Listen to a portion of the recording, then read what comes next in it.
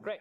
In terms of the format, because some of you are new as well, we usually give a little bit of a talk, a bit of an introduction in the beginning. Depends how it goes, 15, 20, 25, 30 minutes. And then we meditate together for roughly half an hour.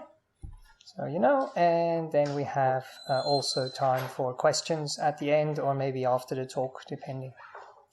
Have you meditated before, or is it something completely new for the two who meditated before? Yes? Yeah. Yep. And yourself?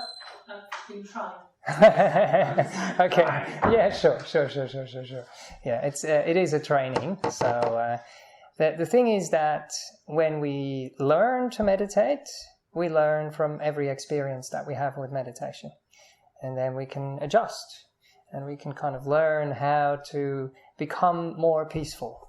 That's basically one of the aims, to increase the peace. And one of the things that I very often teach is the easiest way for that is to be peaceful. And when we are peaceful to whatever arises, then that will settle down and the peace will gradually build and grow. So, if we are aware of that, especially at the end of the meditation, then we can gauge what actually works and what doesn't work. Yeah. But usually I like to have a little bit of a topic to talk about, and I was traveling in Malaysia with Bhante recently. We were in 3 different places, in Penang, in Johor Bahru, and in KL, and we're teaching retreats and giving some public talks. And one of the things which kind of arose that people were interested in is the 4 foundations of mindfulness, they call them. So I don't want to get too technical about this. People were saying it's nice that we are simple and that things are practical, so I usually try to teach that way.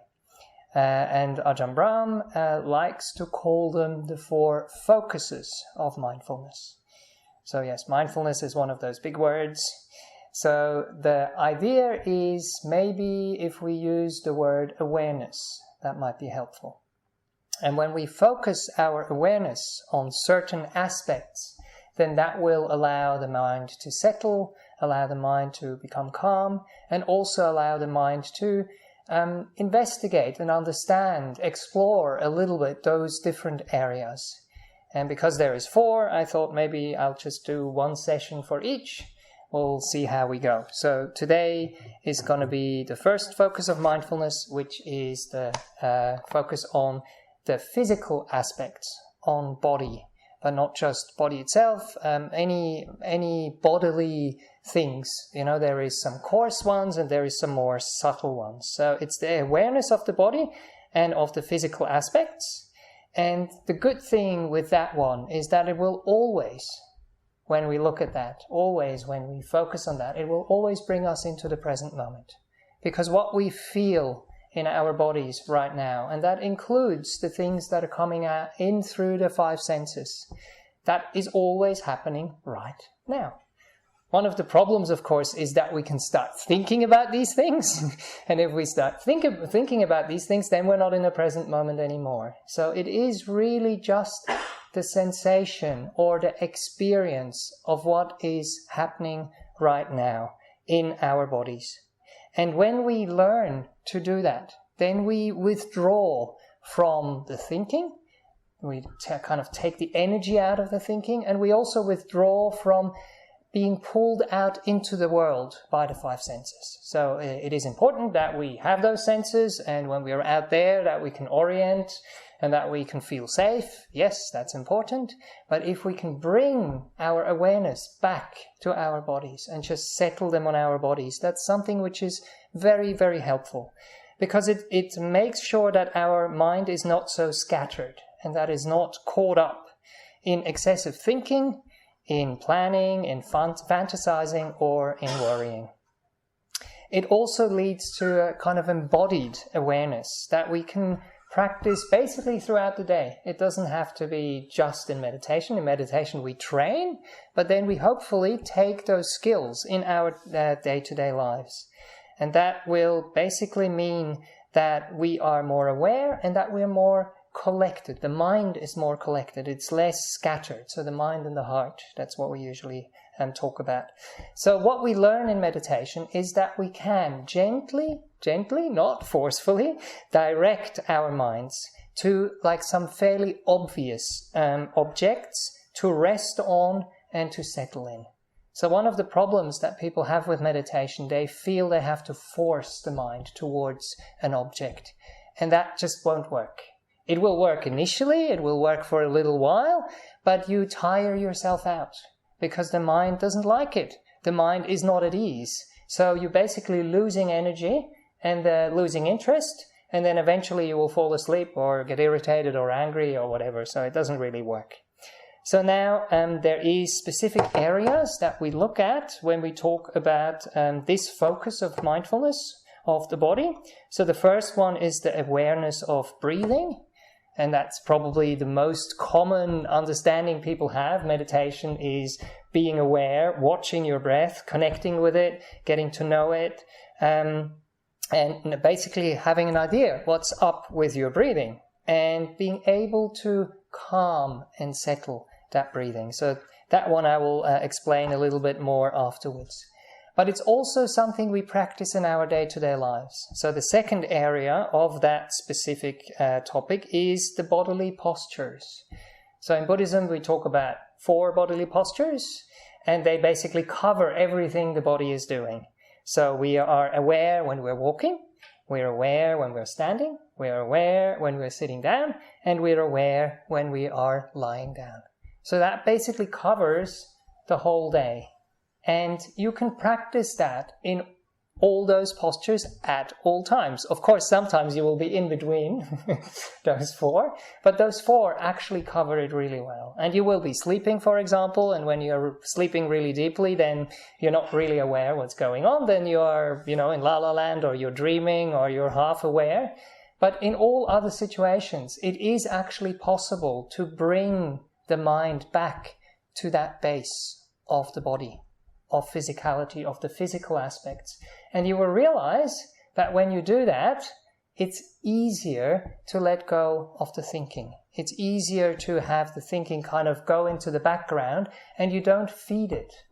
If we are just living in our heads, we do stuff automatically, but we're not actually aware of it. So meditation can teach us that skill, and then we can take it into our daily lives, maintain it, and then when we come back to meditation, we already actually have quite a bit of mindfulness. We have a bit of energy, we have a bit of understanding. So that's what this is about.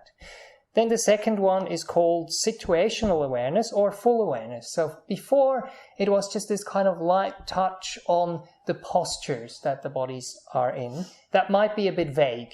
So this one here, if you go into the scriptures, is actually quite clear.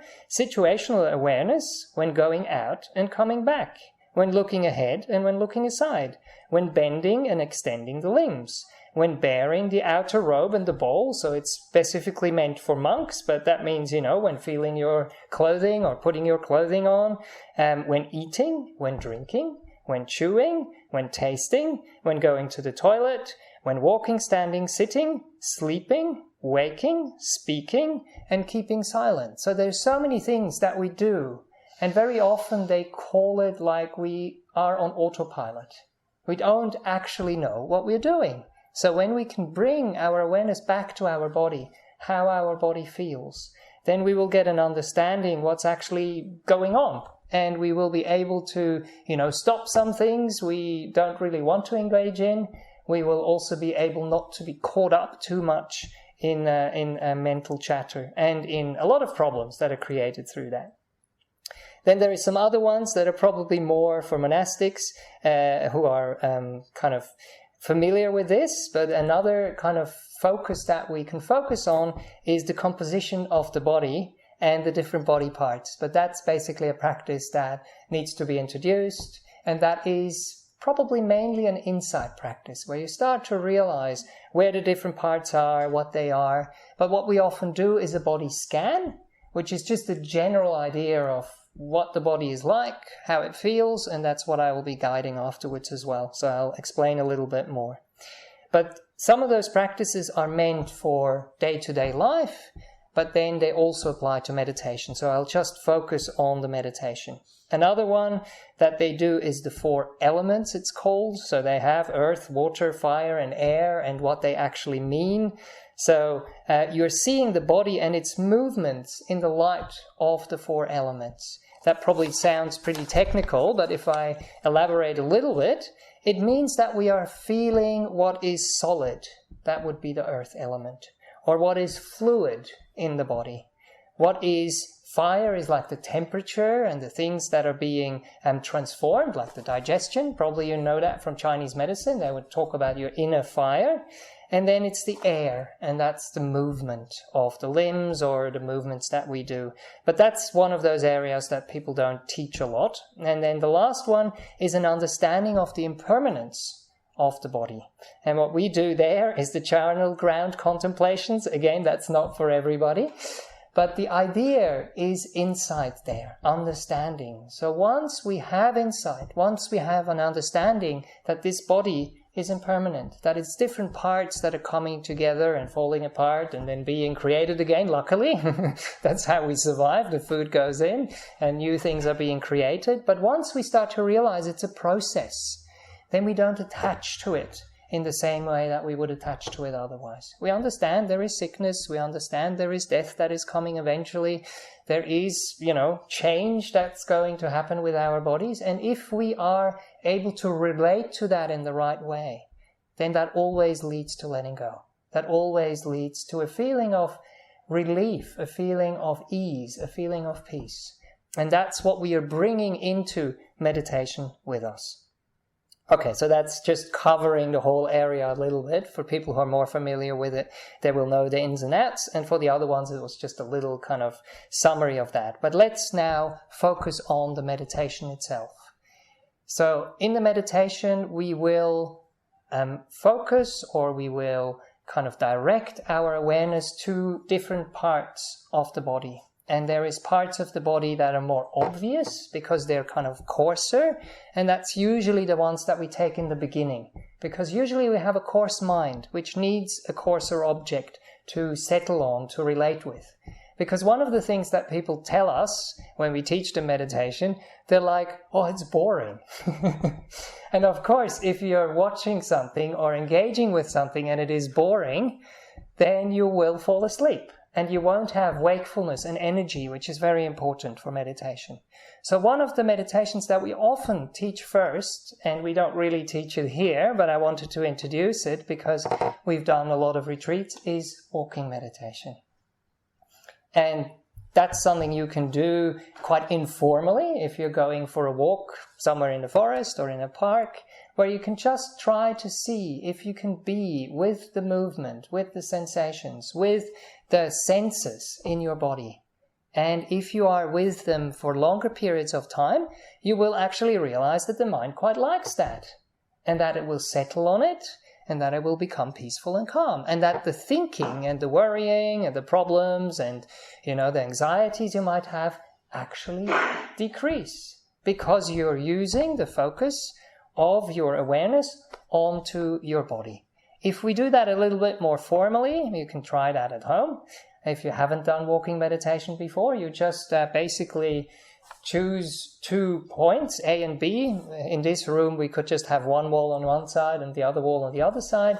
And then you just quietly, peacefully, gently walk from one end to the other end. And now what we usually find when we teach people, they get really technical about this. They think, we have to think about like lifting, and then we have to go forward, and then we have to go touching, and then it changes to the other leg, and then we do that as well. So it can be helpful to direct the mind a little bit. But what we've noticed, people often think about what they're doing in meditation rather than doing the meditation. So doing the meditation means being aware of the movement, of the simple movement of your legs and the sensations that you have down there. So it's like taking your awareness, I know I'm now pointing to my head, that's not where the awareness lives, but that's what we think, and directing it down to the feet, and maybe even closing our eyes and just feeling the feet, understanding, connecting with the feet, and then knowing what's happening there. And when we do that, in every moment, it becomes continuous. And we are picking up the changes that are happening. We are becoming more granular. We're becoming more connected. We're becoming more settled. And if we do that just with closed eyes and sitting still, some of you might get bored after a little while because you're like, okay, yeah, done this, not much happening there. What's this all about? And that's why the walking meditation is brilliant, because it gives you something to do and it gives you a movement. And you can basically stay with that continuous movement. And when you lose your awareness of that, you can kind of pick it up, realize, oh, okay, I've gone somewhere else, and you can bring it back to the sensation in your feet. And what often happens as well when we meditate, we guide a little bit and then people get lost. I do quite a lot of guidance to help people, especially in the beginning. But with walking meditation, the great thing is it's not such a long distance from one point to the other point. So you can stand at one point and say, okay, I now have the intention to just be with the movement, with the sensations in the body from one point to the other point. And you just walk and you try to maintain it, or you try to bring your awareness gently back. And when you're at the other end, you can turn around and you can reflect. Did I actually manage? It gives you a shorter period than in a meditation that we guide, where it's kind of easily to go astray and just be lost. And you have your eyes open, that's the other thing, which also helps you to stay awake. And walking can help you stay grounded, so it's actually a beautiful practice for people to try out. And in the retreats, some people had really good results of actually building some strength, some wakefulness, some focus, some happiness and joy just by simply walking. And we just told them, just walk. You don't have to think about it. We know how to walk. We learned it as a child. Okay, it was difficult for the first, 1 year we couldn't walk at all. And then it took us, another couple of years to kind of make sure that we know what we're doing. But now it's automatic. And after a while, you can just tell your body, okay, we're going to walk now. And it's pretty easy. We go from A to B and then we turn around and we go back again. And the body just does it quite happily and quite automatically. And the body knows what to do. So the mind can just watch, the mind can just be aware, the mind can just feel. And after a while, it can get so happy with just being with that movement in the present moment, with peacefulness and stillness and calm, that it actually energizes you. So it can be something beautiful that you can try at home. And if you have any questions, you can come and ask any of the monastics who have done quite a bit of walking meditation. Okay, so now once we've done a little bit of that, and very often when we're restless, then that's a good thing to do because it helps to kind of slow down that restlessness, get a little bit of focus, and then we can come and sit. And we already have a mind which is happy, which is a bit settled, and then it's easier to go to a more refined object. So we sit down, we close our eyes, and we start to scan through our bodies. So now our awareness is actually moving. Before we put the awareness in one spot and the legs are just doing what they're doing and we try to stay there with that movement. When we are scanning through the body, we are actually moving our attention. And that really helps to kind of get aware and in touch with those different parts of the body, but we have to let go. If we get stuck because it's very pleasant or because it's very unpleasant, then we are basically losing that flow. So with the body sweep, we are aware, but we just stay with that area for a little while and then we move on. And that's the movement again, I feel, is something which allows us not to get too bored. And if someone is guiding that, it's also something that we can kind of stay with. And then if we get lost, we actually realize we kind of lost touch with that part of the body. And then we go through the whole body. And with the body, the important thing is that we make sure that we are as comfortable as possible. Very often, a lot of tension actually builds up in our bodies over the day because we might be thinking things that are unhelpful or, tensing up around things or, basically asking too much of our bodies. So we can feel that and give the body a rest. Give the body a little bit of time to just let go that tension that we might still be holding internally, even though the activity that needed some tension is not there anymore. So we can learn that. And we try to stay as comfortable as possible. But the other thing here is, again, we try to be alert. We try to be interested. If there is nothing happening, I know, then we just stay there and we listen.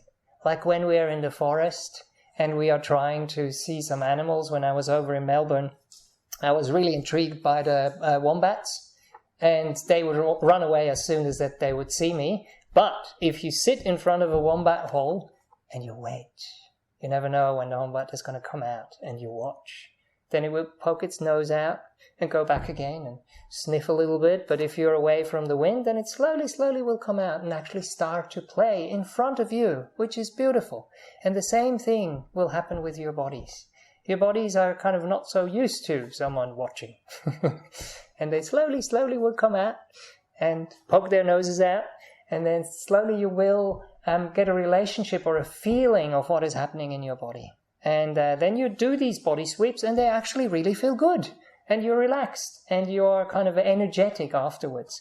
So it's something you can learn. So what we connect with here as well is one thing which is called interoception. So usually we're feeling and knowing all the things that are happening out in the world. Intero means like internal, and ception means like feeling. So I just want to read out what I found online. Interoception is the internal sensory system that allows individuals to perceive and interpret signals originating from within their own bodies, something we don't really do much, including physical sensations that I just described, but also things like hunger, like thirst, like emotional states that have a kind of a physical aspect to them, like anxiety or excitement. We can actually feel them in the body and know how they manifest and how they basically leak out into our bodies. So what does that help with? So first of all, it involves noticing and understanding internal sensations like heart rate even. We usually are not aware of our heartbeats, aren't we? That's actually one of the problems with some people when it gets really quiet. Instead of being able to be with the breath, they start to feel their hearts, which is quite normal and natural, but that can often be something which produces a little bit of anxiety. So it's nice to shift to an object which doesn't bring up that kind of anxiety. But it can happen that we feel our heartbeats in our ears, that we actually kind of hear them internally, which is a nice thing, which means that we are turning inwards and connecting to our own body. The breathing, yes, the hunger, and then of course also the pain. So we have to learn to relate to those things. But if we would actually know when we're hungry and when we're thirsty, we would drink at the appropriate time, and we wouldn't wait for too long, or we wouldn't just, stuff our faces because we want to kind of get some comfort, but we would actually feel, oh, now I'm hungry. It's probably a good idea to eat something little. And we're also learning to understand our emotions, but that's kind of the next time I'll come here. So, as we are moving away from our coarser body and the sensations, we go more inwards towards the more subtle ones. And that's when we start to feel the tensions. We also feel kind of the drive that we might have internally, which creates, again, uncomfortable feelings. And then we can know them. Okay, where was I? Yes, and then we can feel the tension, drive, and the confusion, yes, and the mental world leaking out in the body, as I said, yes, that influences the body. And then finally, once everything is fairly calm, then it's a good idea to turn towards the breath. So we usually kind of introduce that later, because the trouble is, if there is too much stuff happening outside, and we try to force our mind to the breath, then it won't really work, because those other things will pull us away again and again and again. So, okay. So that's a little bit on focusing our awareness on our bodies, and especially with meditation, walking meditation, body sweeping, becoming aware of the mental aspects that kind of influence our bodies, and then turning towards the breath. But before we go to the meditation, I just invite you to sit comfortably and close your eyes and relax a little bit. And then I invite you to just take 3 breaths in and 3 breaths out in your own time.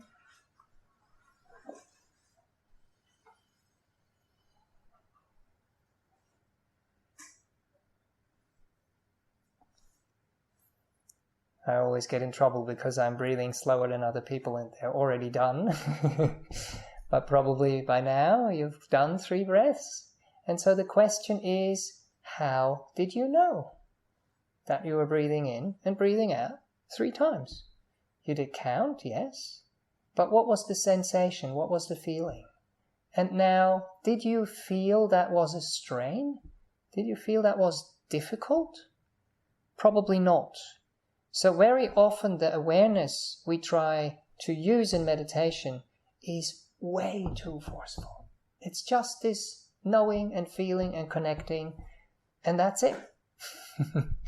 And you just do it again and again, and then as you're able to maintain it for a longer period of time, meditation actually starts to develop and meditation starts to happen. Okay, very good. So let's get into the meditation proper. And close your eyes and find a comfortable way to sit. I usually take my shoes off to kind of feel the connection to the ground. And I try not to kind of have my legs crossed when I'm sitting on a chair, so we don't kind of cut off the blood supply or kind of squash any parts of our bodies unnecessarily. Usually I actually get a cushion under my bottom, but I forgot today. But that's okay. But especially if you're practicing at home, build a little meditation nest where you feel comfortable, where you feel at ease, where your body is supported, especially your lower back.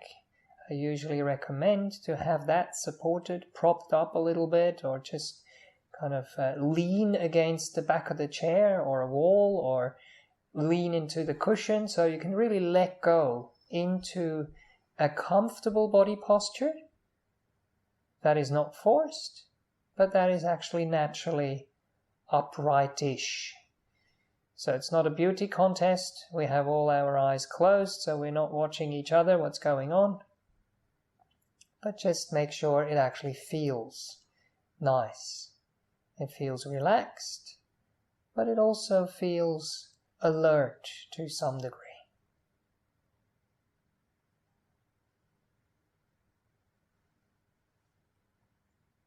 And then you can just allow your awareness to arrive in this body of yours,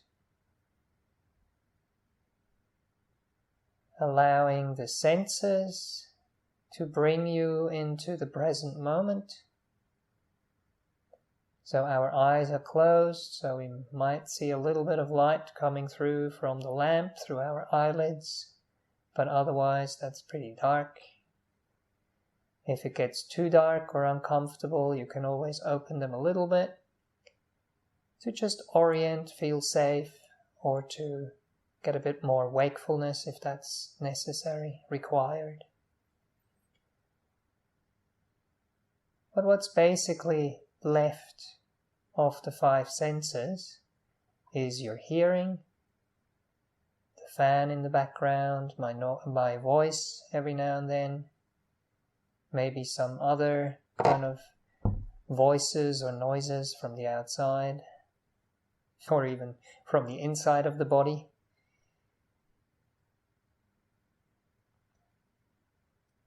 But then the main one, which should be fairly obvious, because all the other senses are not so busy, is the sensations in this body of yours. Your embodied way of being present. Your physicality, however that manifests. That will be some touch points that you can feel, where you're resting on the floor, on the mat, on the chair, or where your hands are resting on your lap or your thighs or wherever they feel comfortable. You will also feel things like the air moving around in the room, touching your skin, the coolness, the warmth. You might even feel the breath brushing past, going in and going out. There's many different sensations happening in this body. So we can just globally kind of become aware of all of them in the beginning. To arrive, to be present.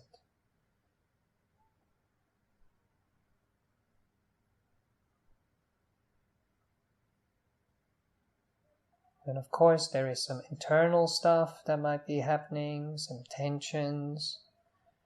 If you can move your body or scratch it or swallow or cough a little bit to help that out, you are free to do so.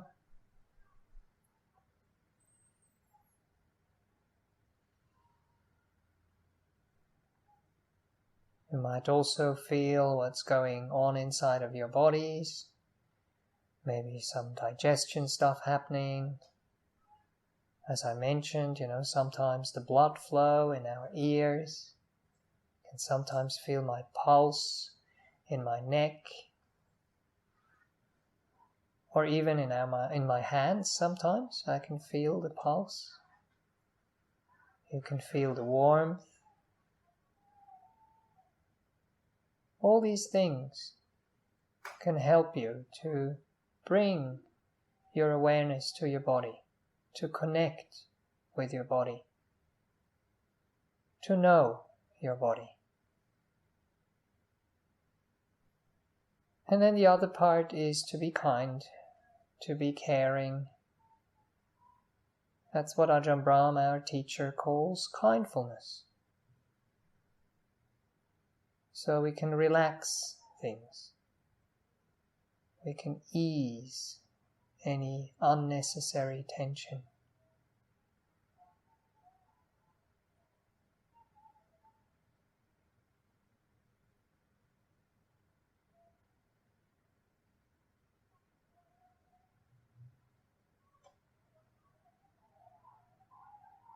And then maybe this time with the body sweeps, we can do them quite continuously, like scanning down the body and scanning up the body again. And just connecting with each little part as best as we can. Feeling the top of the head, the side of the head, the back of the head, the face, the forehead, the eyes, the brows, the nose, the cheeks, the mouth, the chin, moving down to the neck, just checking in, feeling what's going on, relaxing as much as possible, and then moving on, not getting stuck. Feeling the neck, the front part, the back part, where the spine starts, the two sides. Just kind of scanning, moving down, staying with the movement, staying with the feeling. Settling into that part of the body and allowing it to rest. Wiggle it around a little bit if that helps, and then let it go. Moving towards our shoulders, feeling the top, feeling the back, the shoulder blades, allowing them to drop slightly, allowing them to open up, be at ease, align with the spine, and rest. And we can move down the arms, on the sides, on the front, on the back, moving, moving, moving, slowly but surely towards the elbows, connecting with them, caring for them, allowing them to settle.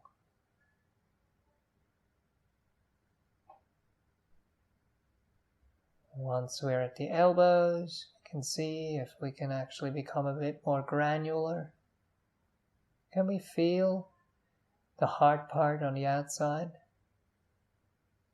Can we feel the soft part on the inside? Can we feel the clothes? Or the air, if we have short sleeves? Probably easier on the inside of the elbow. And then we can move down the arms, continue towards our wrists. Feeling the front, the back, the sides simultaneously. Like a little wave moving forward, downward. Until we get to our wrists.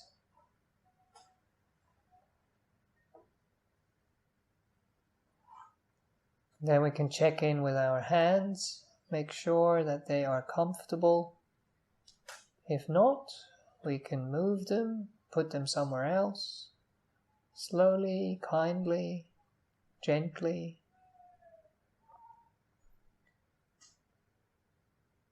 Build them a little place where they can settle, where they can rest, where they can feel at ease.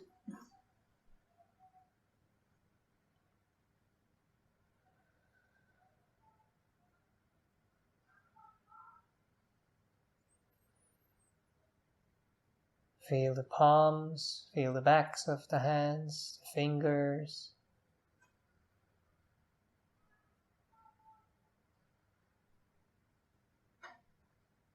Whatever is possible. If there's not much going on, no problem. If we can feel stuff, great. The main thing is to settle things. To allow things to rest. Relax and be at ease. Then we can move down the chest, the front, the back, at the back, sides of the rib cage, moving downwards, moving towards the belly, feeling what's going on, connecting and caring.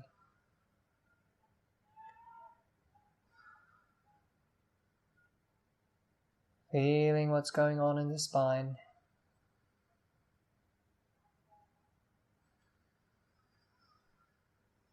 And then as we reach the belly, we'll also reach the back, the lower back. Keeping connected. Moving towards the hips. Feeling our way into the hips, knowing what's going on there, and allowing things to ease, to be at peace.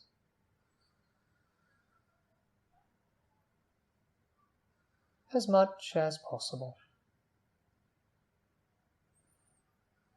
Feeling our bottoms relaxing into the chair.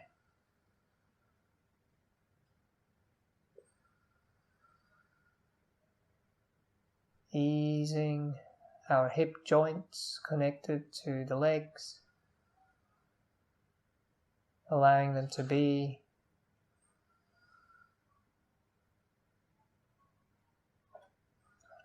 And then moving into the thighs,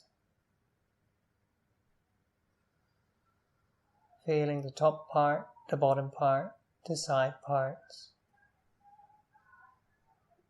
Moving towards the knees, knowing what's going on there, resting the mind in that experience, and allowing that part of the body to rest at the same time.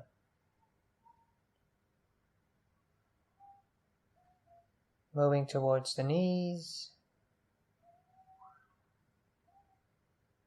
allowing the knees to open, to relax, to be at ease.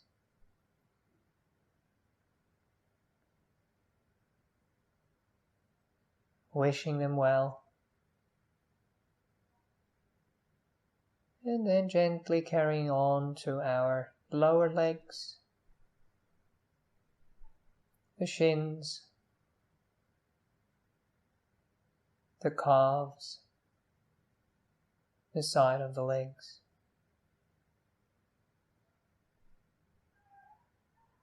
And from there, slowly but surely towards our heels, towards our ankles,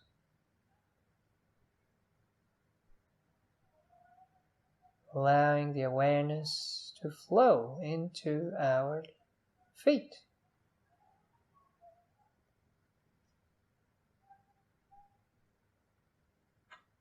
The soles, the tops, and the toes.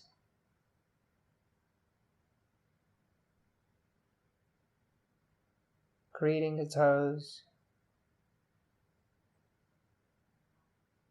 getting to know the toes,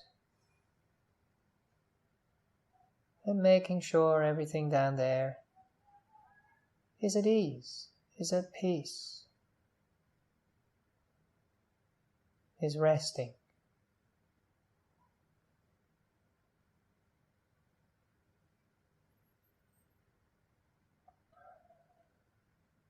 And then we can just do a global sweep up from the feet, going up to the ankles, moving up towards the knees, waking everything up,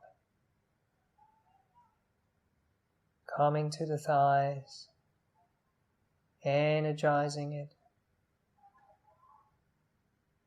establishing presence, coming to the hips, allowing them to be alert, allowing them to be energized. And then moving into the belly, waking up the belly, to be present, to be aware. Over the lower back, into the middle of the torso. Straightening up our body that way quite naturally. Moving towards the rib cage. Opening up the rib cage. Waking up the rib cage. So that the air can flow freely in and out. Bring energy into the body and calm it at the same time. Moving into the shoulders. Giving them space. Opening everything up. And then moving into the arms. Waking up the arms. So they are alert. So they are present. down to the elbows, towards the wrists, into the hands. Maybe you can feel them tingling with energy, but a quiet, peaceful, calm, settling energy. Awake, but peaceful and at rest at the same time. Moving into the neck, maybe gently stretching the neck, and then releasing it to be at ease. Energizing it, waking it up. And then allowing that tingle to move into the head. Up the back, over the sides, all the way to the top, and then into our faces. Tingly, happy, relaxed energy, which doesn't come from force, but comes from connection, from care, from ease, from peace and wakefulness.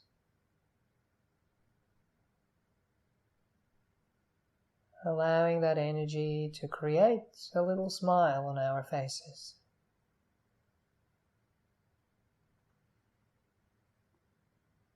Peaceful and calm, but awake and happy at the same time.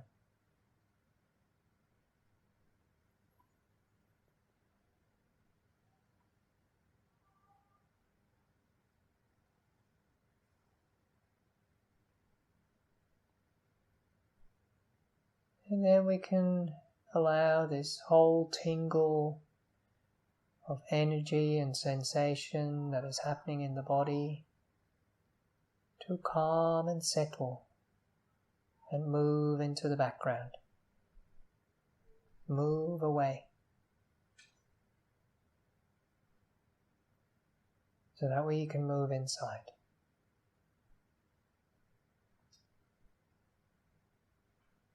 Away from the hustle and the bustle, away from responsibility.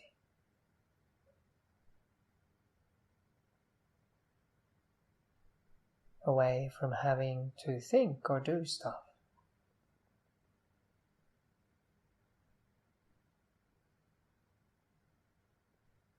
This inner place of peace,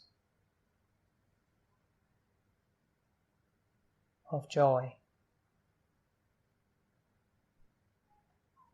of energy that flows naturally.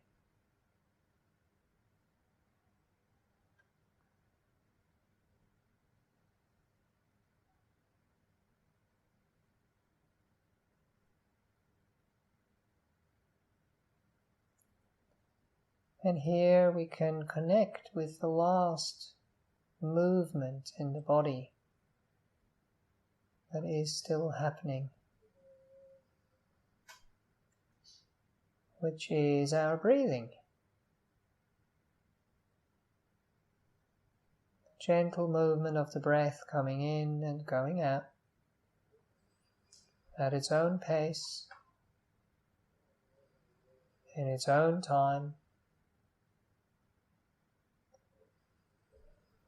And just hanging out with that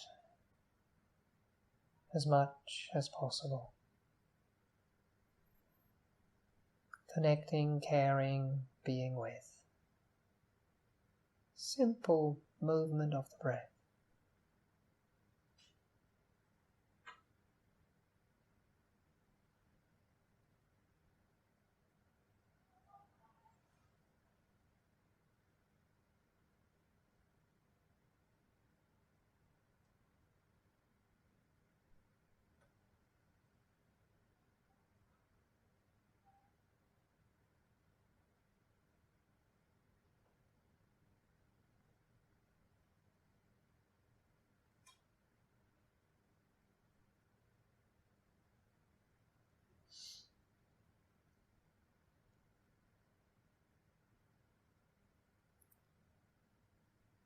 allowing the breath to calm things down, but to at the same time feed this inner smile of ease and peace, happiness and joy.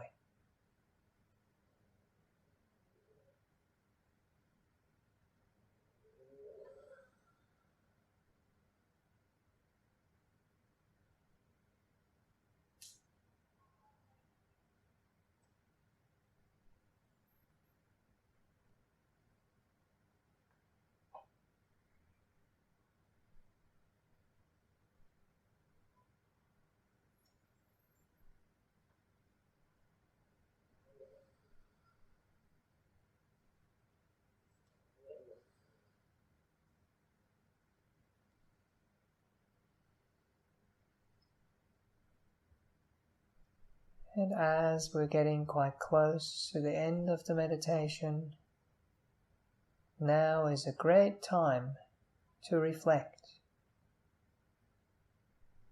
to again send our awareness out into our bodies a little bit more and feel what's going on there. Is it peaceful? Is it settled? Is it calm? Or is it maybe restless or painful still, which is okay? Allow our minds to feel what's going on with our emotions. Is it peaceful? Is there some energy? Or are we tired? And as we observe, as we feel into, we learn how this meditation works. How we can use our bodies to anchor, to settle, but to energize and wake up at the same time.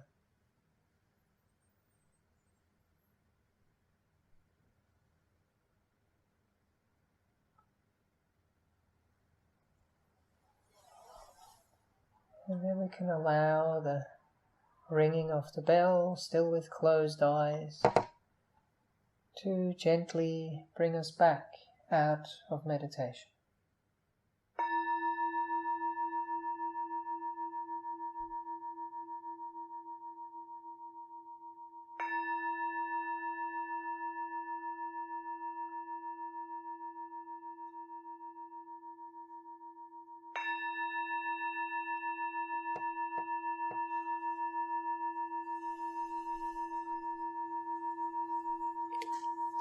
Feel free to open your eyes and wiggle your feet, stretch a little bit.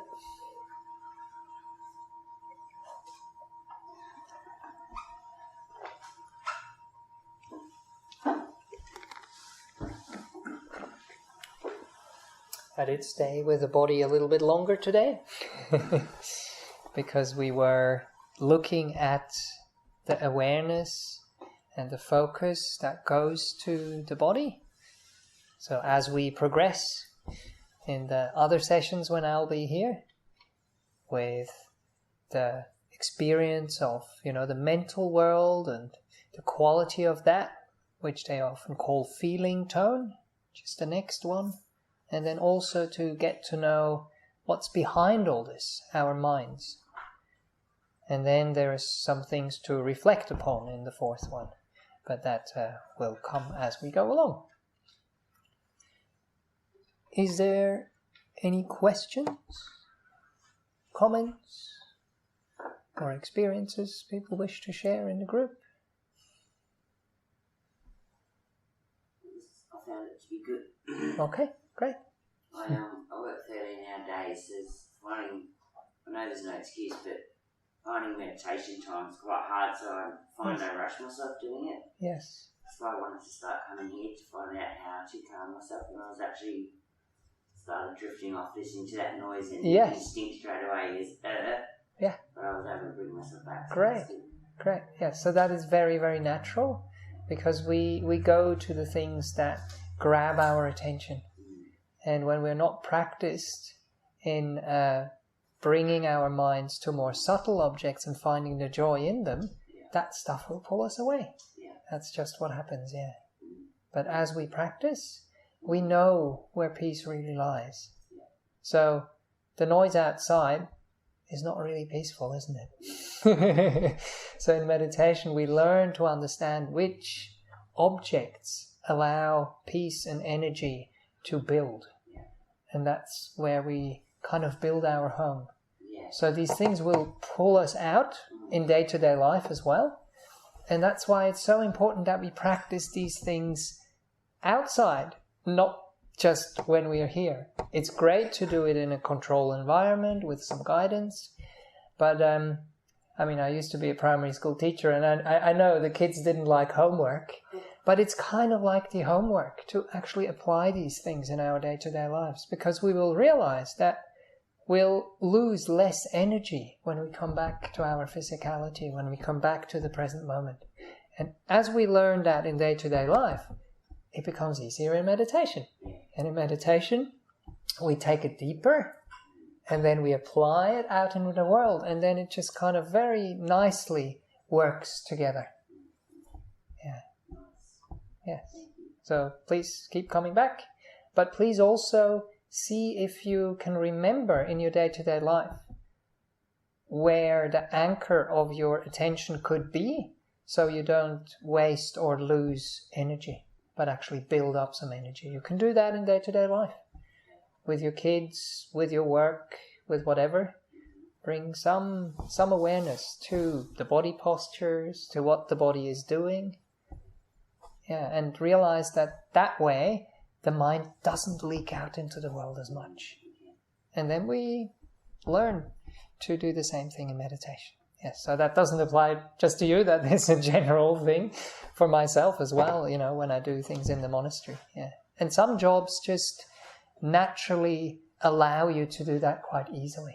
When the body knows what to do, and you don't need to listen to some music or figure out, what's going to happen with, I don't know, you or the kids or work or whatever, with what I'm going to be teaching in the future.